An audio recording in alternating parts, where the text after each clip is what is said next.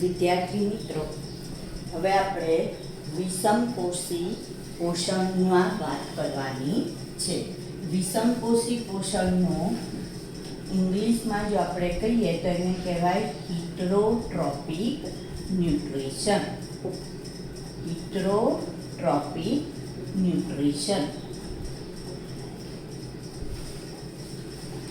જેનો અર્થ એવો થાય છે કે અન્ય ઉપર ખોરાક માટે આધારિત સજીવો. અન્ય ઉપર ખોરાક માટે આધારિત સજીવો. તો એવું જે પોષણ છે એને આપણે કેવું પોષણ કહીએ છીએ? વિષમપોષી પોષણ તરીકે ઓળખીએ છીએ. હવે આ જે વિષમપોષી પોષણ છે એમાં આપણને જે પણ સજીવો જોવા મળશે એ સજીવોને એમના જે ખોરાક ગ્રહણ કરવાની પદ્ધતિ છે, અથવા તો જે ખોરાકનું સ્વરૂપ છે, અથવા પ્રાપ્યતાના આધારે જે ખોરાક એ લોકોને પ્રાપ્ત થાય છે એના આધારે એ લોકોને જુદા જુદા ભાગમાં વિભાજિત કરવામાં આવે છે. શેના આધારે વિભાજિત કરવામાં આવે છે? તો પહેલી વાત કરીએ આપણે વિષમપોષી પોષણમાં એની વ્યાખ્યા કે અન્ય સજીવ ઉપર પોષણ માટે આધારિત પોષણને અથવા સજીવને વિષમપોષી પોષણ કહેવામાં આવે. જેમ કે લીલી વનસ્પતિ ઉપર અન્ય પ્રાણીઓ આધારિત છે, માટે એને શેમાં ગણવામાં આવે છે? વિષમપોષી પોષણમાં ગણવામાં આવે છે. બરાબર.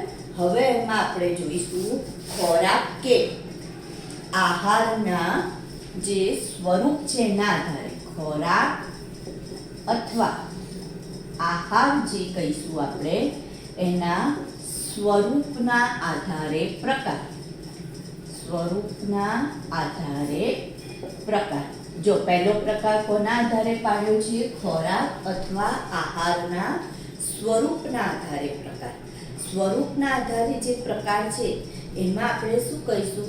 તો ધારો કે હું તમને ઘાસનું ઉદાહરણ આપું તો ઘાસ કેવું છે? તો કે સ્થિર હોય છે, અચલ છે, કે જે પોતાની જગ્યાએથી ખસી શકતું નથી, એટલે એને આપણે અચલ કહીશું અથવા તો સ્થાયી કહીશું, અથવા તો એને કેવું કહેવામાં આવે છે? સ્થિર. બરાબર. તો એક સ્ત્રોત જે છે એને આપણે કેવો સ્ત્રોત કહીશું? સ્થાયી અથવા સ્થિર સ્ત્રોત તરીકે ઓળખીશું. અને જો હરણનું ઉદાહરણ આપું તો એ કેવો છે? તો કે હરણ એક ગતિશીલ હોય છે. બરાબર. સારું. તો અહીંયા ઉદાહરણ તરીકે ઘાસ લઈશું. તો જો ગાયને ઘાસ ખાવું હોય તો એ ગમે ત્યાં હોય ગાય, તો એને ઘાસ મળી જશે? ના, નહીં મળે. શું કરવું પડશે એને? તો ઘાસ જોડે જવું પડશે, ઘાસ પાસે જવું પડશે. એનો મતલબ ઘાસ કેવું થઈ ગયું? તો સ્થાયી સ્ત્રોત થઈ ગયો અથવા અચલ સ્ત્રોત થઈ ગયો. ઘાસ કેવો સ્ત્રોત થઈ ગયો? સ્થાયી અથવા અચલ સ્ત્રોત ગણાશે. બરાબર. જ્યારે હરણની વાત કરીએ તો જો વાઘ અથવા સિંહને હરણને ખાવું હશે તો એ વાઘ અથવા સિંહ હરણને ખાવા માટે શું કરશે? તો એની પાછળ દોડવું પડશે. હરણ એકની એક જગ્યાએ સ્થાયી રહેતું નથી, માટે એ ગતિશીલ સ્ત્રોત કહેવાય. તો એનો મતલબ ખોરાક અથવા આહારના સ્વરૂપના આધારે પ્રકારમાં અચલ અને ગતિશીલ એવા બે પ્રકાર આપણે પાડીએ છીએ. કયા બે પ્રકાર પાડેલા છે? અચલ અને ગતિશીલ. આ કોના આધારે પ્રકાર પાડે? આપણે ખોરાક અથવા આહારના સ્વરૂપના આધારે. ત્યાર પછી આવશે પ્રાપ્યતાના આધારે. હવે ખોરાકની પ્રાપ્યતાના આધારે. હવે બીજો પ્રકાર કોના આધારે પાડીશું? પ્રાપ્યતાના આધારે. તો પ્રાપ્યતાના આધારે જે પ્રકાર પાડીએ છીએ એ 3 પ્રકાર આવશે.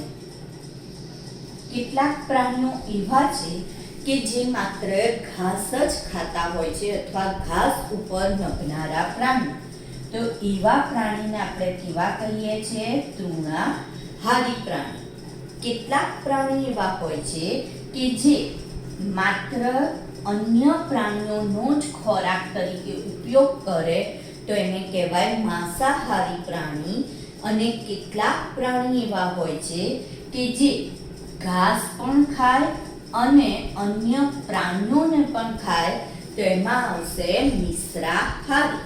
તો તૃણાહારી, માંસાહારી અને મિશ્રાહારી. ચલો હવે તૃણાહારીનું ઉદાહરણ આપવું હોય તો શું આપીશું આપણે? હરણ આપી શકીએ તૃણાહારીના ઉદાહરણમાં, બરાબર. સારું, માંસાહારીમાં ઉદાહરણ આપવું હોય તો આમાં ગાય પણ આપી શકાય. માંસાહારીમાં ઉદાહરણ આપવું હોય તો આપણે વાઘ, સિંહ, દીપડો, ચિત્તો એનું ઉદાહરણ આપીશું. અને મિશ્રાહારીમાં અહીંયા આપણે ઉદાહરણમાં લઈશું વાઘ અને સિંહ, બરાબર. અને મિશ્રાહારીની જો વાત કરીએ તો એમાં ઉદાહરણમાં કાગડો, મનુષ્ય, કૂતરું, આ બધા મિશ્રાહારીનું ઉદાહરણ આવશે, બરાબર. તો આ પ્રાપ્યતાના આધારે થયું. શેના આધારે થયું? પ્રાપ્યતાના આધારે પ્રકાર થયા. અને હવે ત્રીજો પ્રકાર જો આપણે પાડવો હોય તો ત્રીજો પ્રકાર આવશે કે ખોરાક ગ્રહણ કરવાની રીત. ત્રીજો પ્રકાર ખોરાક ગ્રહણ કરવાની રીતના આધારે પ્રકાર. તો ખોરાક ગ્રહણ કરવાની રીતના આધારે જે પ્રકાર છે એમાં કયા કયા પ્રકાર પાડી શકાય? તો પહેલો પ્રકાર આપણે પાડીશું કે કેટલાક સજીવો જે શું કરે છે, ખોરાક કોઈ પણ જટિલ જે પદાર્થો હોય છે એને પહેલા શરીરની બહાર એનું વિઘટન કરી દેશે અને ત્યારબાદ એનું શોષણ કરે છે, જેને આપણે મૃતોપજીવી કહીએ છીએ. પહેલા કયું પોષણ આવશે? મૃતોપજીવી. મૃતોપજીવી, પરોપજીવી અને પ્રાણીસમ, આવા 3 પ્રકાર એમાં પડશે. હવે મૃતોપજીવીમાં આપણે શું કહ્યું કે શરીરની બહાર પહેલા શું કરશે? વિઘટન કરશે. કોઈ પણ જટિલ પદાર્થનું વિઘટન કરશે અને ત્યારબાદ એને શરીરની અંદર લેશે. ધારો કે કોઈ પણ આપણે વાત કરીએ કે કોઈ પણ જે ડેડ બોડી હોય છે તો એ ડેડ બોડીને કોઈ પણ ડેડ બોડીનું શું કરવામાં આવે છે? વિઘટન જે થતું હોય છે. વિઘટન શેના આધારે થાય છે? તમને ખબર હશે કે ડેડ બોડીને જો જમીનમાં લાદવામાં આવે તો થોડો સમય રહીને એનું માત્ર કંકાલ જ બચે છે. ડેડ બોડીમાં બીજું કંઈ રહેતું નથી. તો કેમ એવું થાય છે? તો કે અહીંયા એનું વિઘટન થઈ જાય છે. એટલે કોઈ પણ પ્રાણી, ધારો કે બેક્ટેરિયા,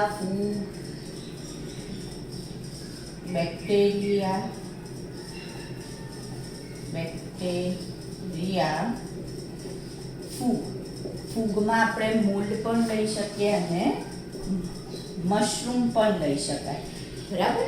એ લોકો બધા જ શું કરશે? શરીરની બહાર વિઘટન કરશે અને ત્યારબાદ એને ગ્રહણ કરી જશે. પરોપજીવી, ફૂગમાં મોલ્ડ પણ કહે છે. મોલ્ડ અને ઈસ્ટ. ફૂગની અંદર જો મોલ્ડ અને ઈસ્ટ એવા 2 ભાગ પડે, મોલ્ડ અને ઈસ્ટ. તો એ બંનેનો સમાવેશ એમાં થશે.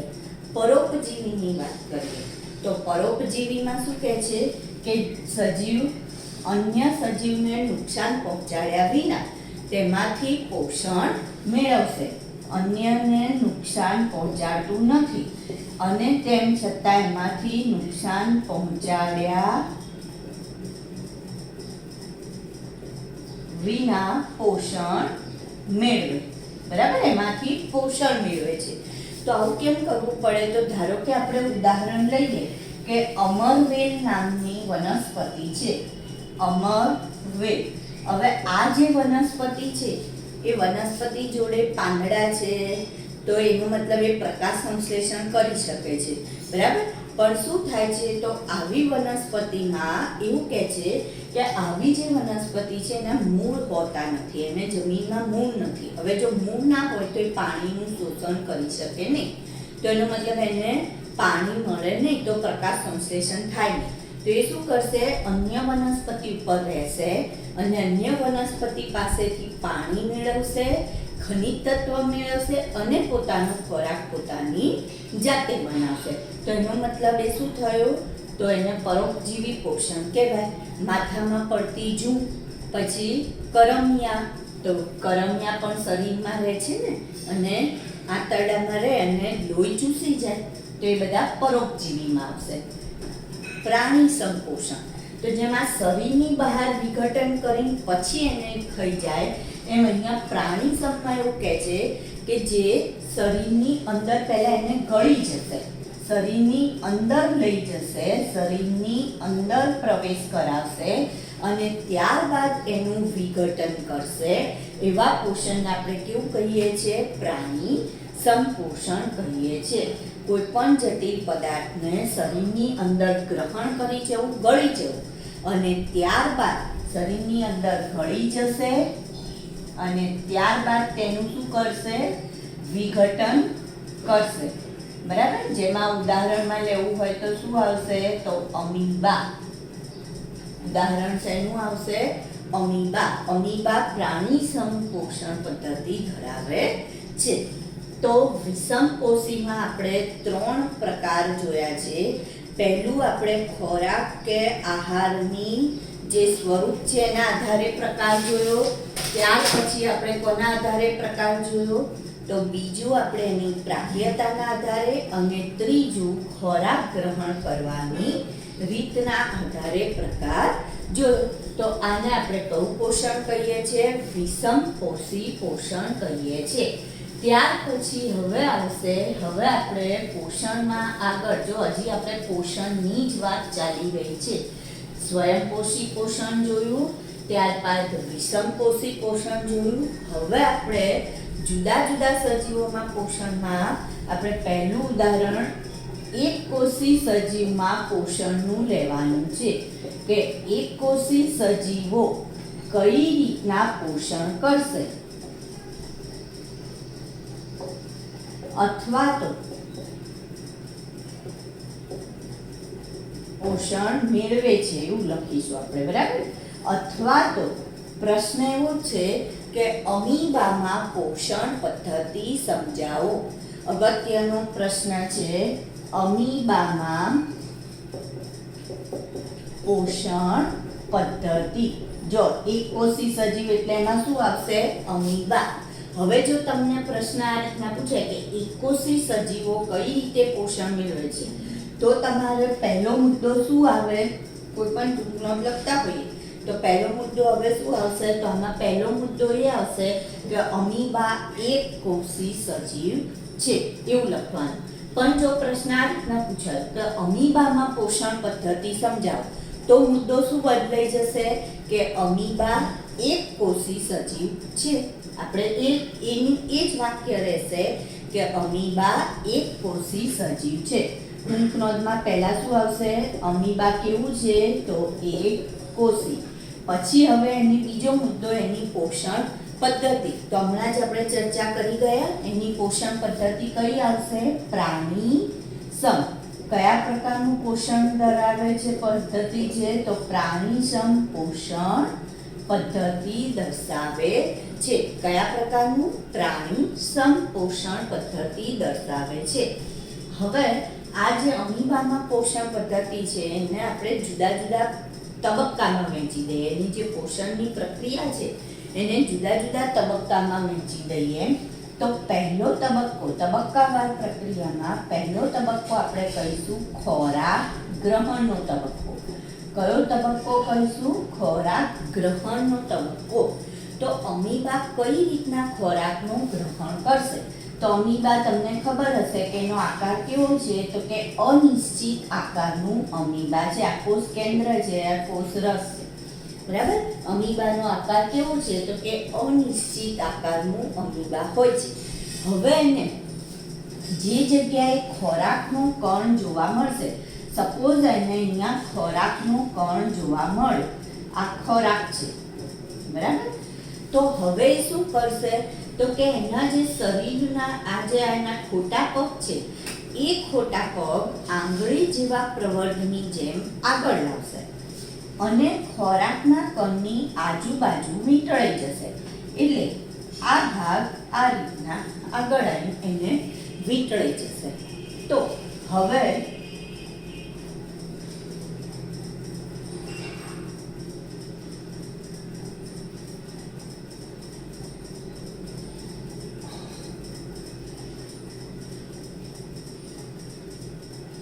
રીતના એને એના ખોટા પગને આગળ લાવીને ખોરાકના કણને શું કર્યું, અંદર ગ્રહણ કરી લીધું.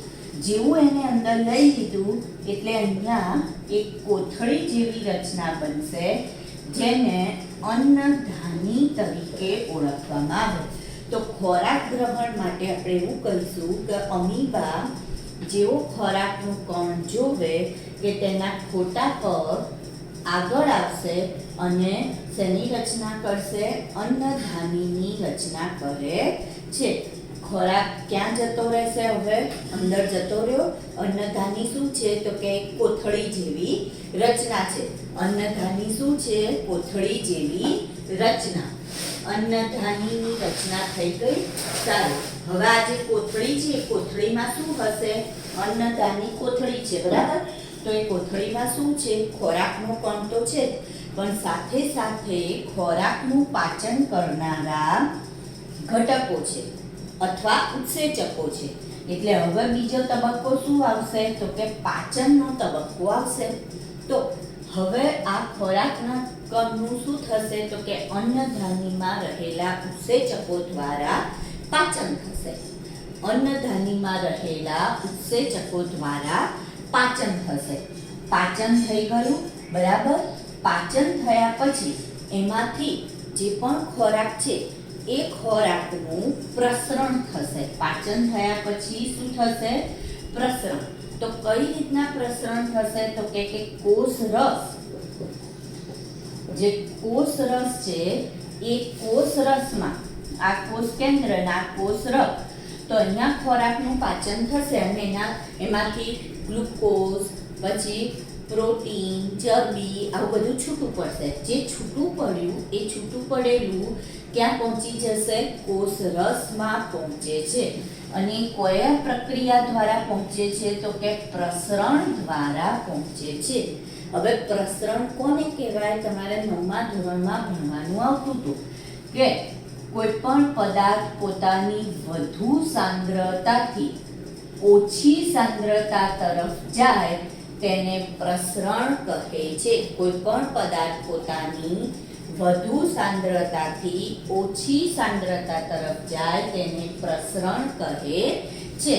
ધારો કે એક બીકર લો, બીકરમાં પાણી ભરો અને એ પાણી ઉપર એક લાલ કલરની લાલ ઈંક મૂકો, લાલ શાહી મૂકો, તો શું થશે, એને હલાવવાનું નથી, ખાલી એક ડ્રોપ મૂકો તો થોડી વારમાં અહીંયા એના અણુઓ, લાલ શાહીના અણુઓ બધે પ્રસરી જશે અને આખું પાણી કેવા રંગનું થઈ જાય છે, લાલ રંગનું થઈ જાય છે. એનો મતલબ એ આખું પાણી લાલ થઈ ગયું એટલે વધુ સાંદ્રતાથી ઓછી સાંદ્રતા તરફ ગયું, તો પ્રસરણ થશે. અને જે પણ ઘટકો છૂટા પડ્યા ક્યાં જાય છે, કોષ રસમાં જાય છે. ત્યારબાદ આવશે અભિશોષણ.